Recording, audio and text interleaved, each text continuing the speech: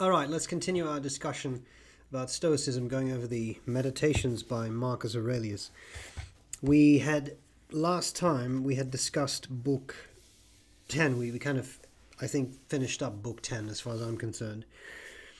So I wanted to continue in book 11 today.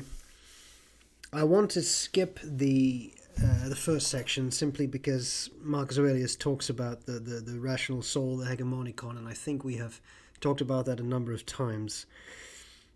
So section 2 struck me as quite interesting.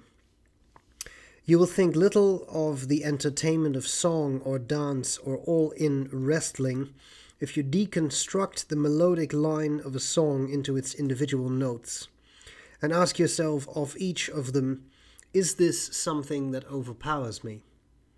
You will recoil from that admission.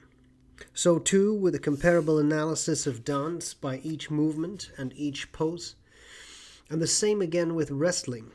Generally, then, with the exception of virtue and its workings, remember to go straight to the component parts of anything, and through that analysis come to despise the thing itself, and the same method should be applied to the whole life.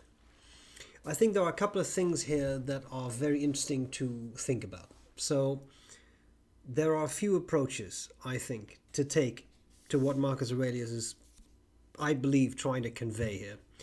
One, you could look at something, and this is something we have talked about before with another of his quotes. You can look at something that in itself is enjoyable, but then try to break it down so that that thing becomes less enjoyable. Now, you might interpose at that point, why would anyone want to do that? Well, sometimes that might be useful because sometimes positive things, pleasurable things, enjoyable things can become a distraction. And if we're approaching this from a Stoic viewpoint, this being life, then certain enjoyable, pleasurable things can become a distraction, or worse, can actually be viceful. And remember, according to Stoic philosophy, the most important thing in life is virtue.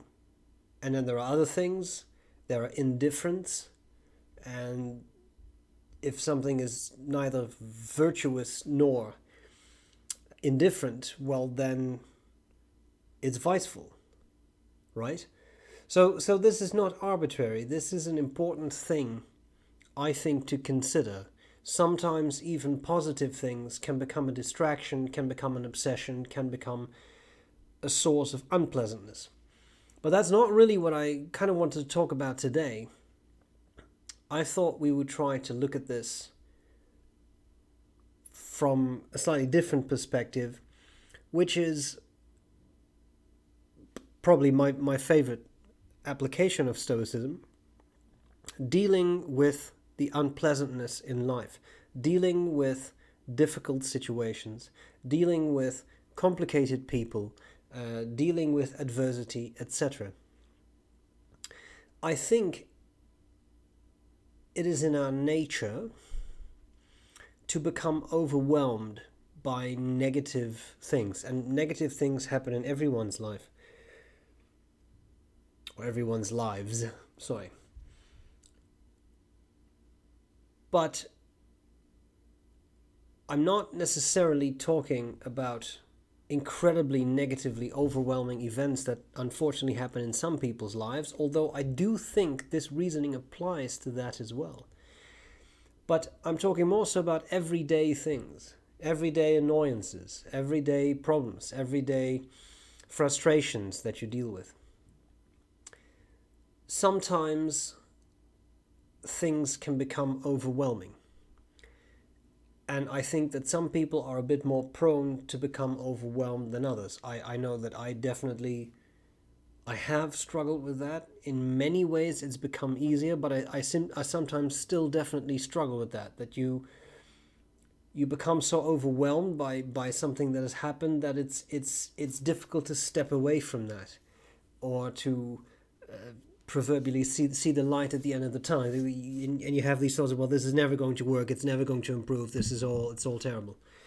I find that one way out of that has been quite effective to me is to do what I believe Marcus Aurelius proposes here. Now he's talking about music. Let's just take a quick example here. Well, I'm not a very good singer, so I'm going to keep this really brief. Da. That is more or less a note. Ta. But it doesn't mean anything. It's also not a melody. And it has no rhythm. Because there's only one note. And one note cannot have either of these things. But now if I add just a few other notes. Ta ta ta ta. Now we have a melody. And we have rhythm. You can do that the other way around too. Right? Deconstruct a melody into notes. And I think that is a very effective strategy to break down what is happening to you and to see that whatever is happening to you is not necessarily incredibly unpleasant. Now, sometimes things are incredibly unpleasant. But again, I'm mainly talking about everyday things that everybody faces, things that everybody struggles with, those kinds of things. And then I think that thinking about what exactly is going on here, what is this situation I find myself in? Why do I feel bad about this? Well, X is going on. But X is actually made up of this and this and that. The first thing, should we call it little x? Little x sub 1 is under my control. So I need not feel bad about it because it's under my control. Little x sub 2 is not under my control. It's not. There's nothing I can do. I can't change it. Then I don't really have to worry about that either because I can't change it, remember? And then there's little x sub 3. Well, that one is at least partially under my control. Now what's the concern exactly? I'm not saying you can't feel anything, but again, I often find, I'm not saying that this is easy, this is something you have to practice a lot, right? But if you do practice that a lot, and you break down the melody of what you're going through into individual notes, sometimes it becomes a lot more bearable. And you think, you know what, it's not that bad. Because this I can change, that I have to wait and see, and that I can sort of change as well. Now it's not that bad. What makes it hard to do that is becoming overwhelmed. And again, I come back to what I kind of started off with. I think a lot of people, probably most of us, get overwhelmed. Some of us more easily than others. Well, that's something you can work on, but it's kind of part of your personality. Some people get more easily overwhelmed than others. It's okay. It's just who you are, right? But by then, deconstructing what is going on, I think it can be a lot easier to deal with what you are trying to deal with, to cope with what you're trying to cope with. Because instead of having a huge, overwhelming thing rushing at you, you now have 3 or 4 or 2 or 5, depending on what your situation is, smaller things coming towards you, right? I don't want to keep giving the same example, but maybe this was a bit abstract. So let's look at it this way. You've lost your job. It's terrible. Right now, it's a terrible thing coming at you. I've lost my job. Now what do? I don't have an income. I don't have this. Okay. How could you break that down? Well, I have lost my job, but that job has given me certain experiences. So I can use these experiences moving forward to trying to find another job. Now, whether or not I find another job, that is not within my control. But me looking for other jobs is 100% within my control. Me applying for other jobs is 100% within my control. And me writing the best application letters I can is 100% within my control. So now we have one issue broken down into 4 sub-issues. Only one of them is not fully within my control. It's not in my control. I can do what I can to, pardon me, write a good letter, have a good interview if I get interviewed, make a good impression, do all these things. But beyond that, it's not up to me to give myself the job. So that part's not in my control. Now, obviously, that's a really important part of getting the job.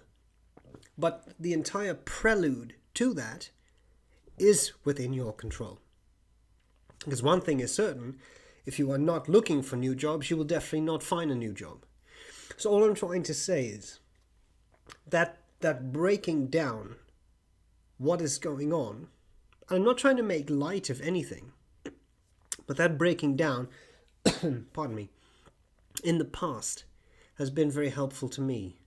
And it's something that I need to practice more, and I have to continue practicing, but that's the whole charm of Stoicism, right? It's not something that you just learn and then you do it and then you're done. But as you do it, it becomes easier because you're making progress. And remember, progress is enough, right? Okay, I hope this was useful. These were my thoughts on this section. Please leave comments as to all of your thoughts about this particular section of Book 11. I'll gladly see you again next week for more talk about Stoicism. Bye.